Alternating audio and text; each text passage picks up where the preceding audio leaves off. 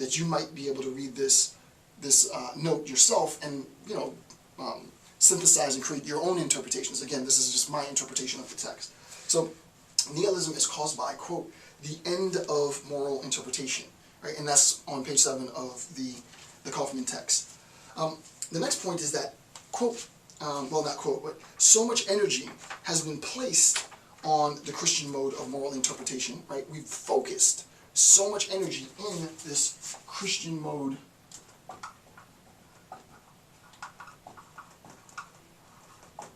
right? We focused so much on this Christian morality that we need to see what's happening, right? We're talking about existence,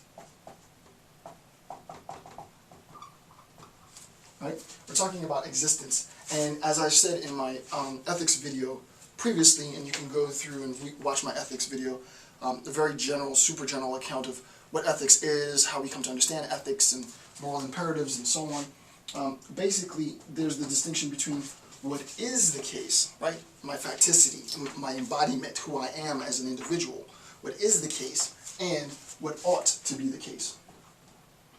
O-U.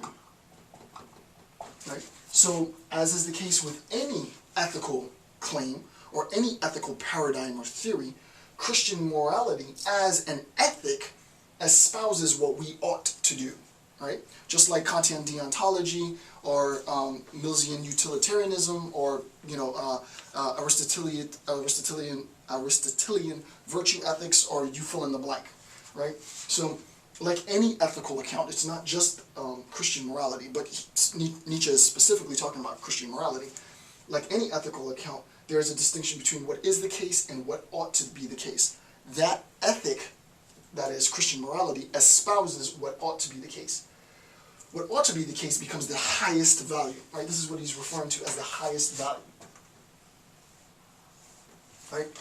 That the highest values devaluate themselves. So what we're going to end up recognizing is the following, right? And I want to progress very, very slowly because I think to understand Nietzsche, or really anybody who writes philosophy at this level, is you got to take your time with the text, right? It's not something that you just read like a novel, right? The text should, in my assessment, be read with a fine-tooth comb, right?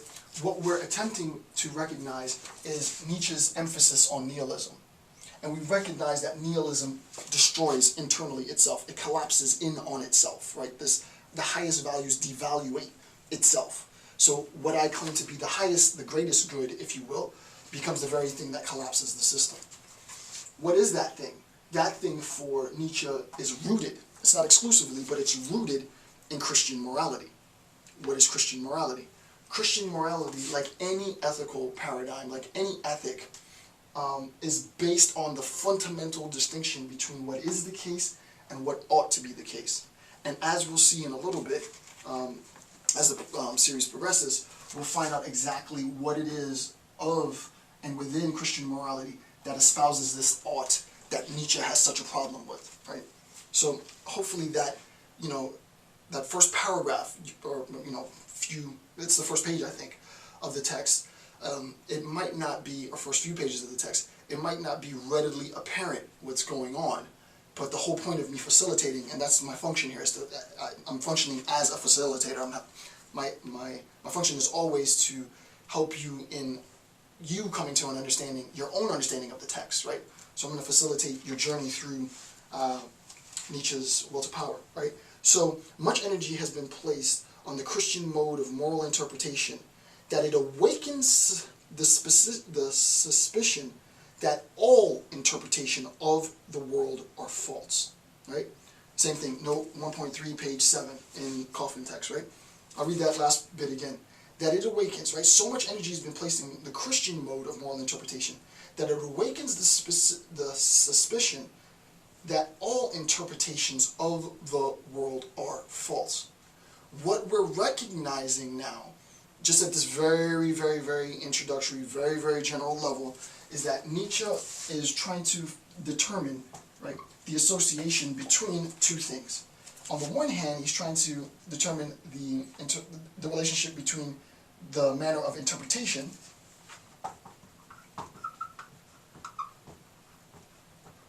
right? He wants to figure out what's the relationship between interpretation. So much energy has been placed on the Christian mode of moral interpretation that it awakens the suspicion that all interpretation, not just the Christian mode of interpretation, but interpretation as a set, right, of the world is false, right?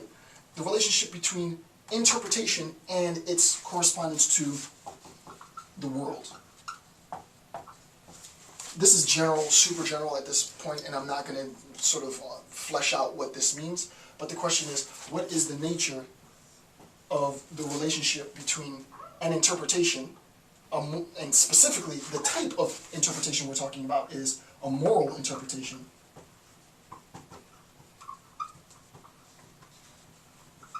right? An interpretation, specifically a moral interpretation, and its relationship to the world, as just a visual so that you have an understanding, because I want to make sure that this is clear. If you look at the class of all manner of interpretation, right? So if we're looking at interpretation,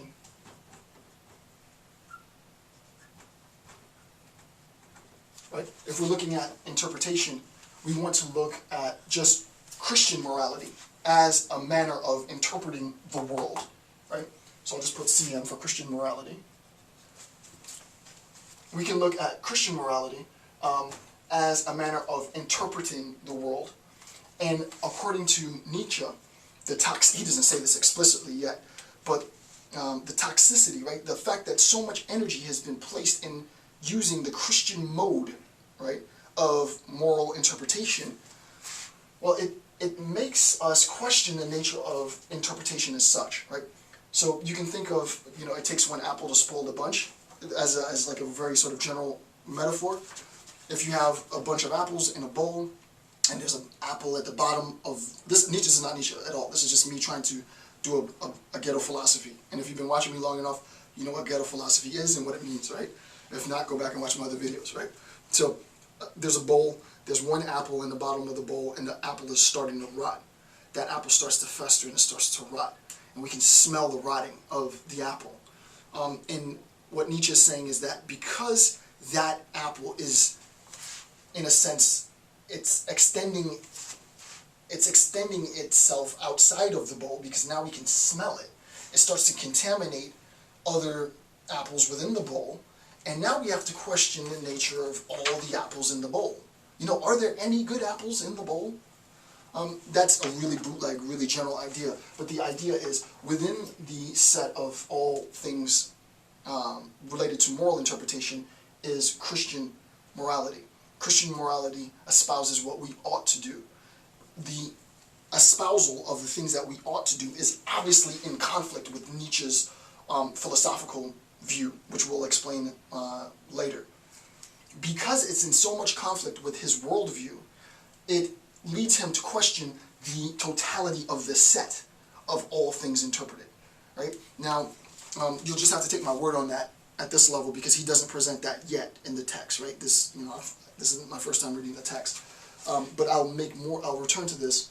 I just want to keep that visual in your head so that when we progress through the discussion, you'll be able to come back to it and be like, okay, yeah, I see how that metaphor relates.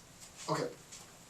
So, what is he attempting to do? Right? The question then becomes, if we recognize that he primarily has philosophical problems with the idea of, and the influence specifically, of the Christian moral interpretation, the Christian moral ethic, and its relationship to the worldview, what is Nietzsche doing in response to this?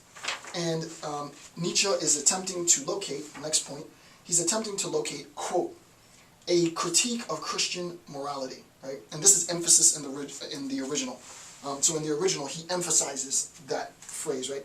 He's attempting to locate a critique of Christian morality, right? So actually, I erased it too soon.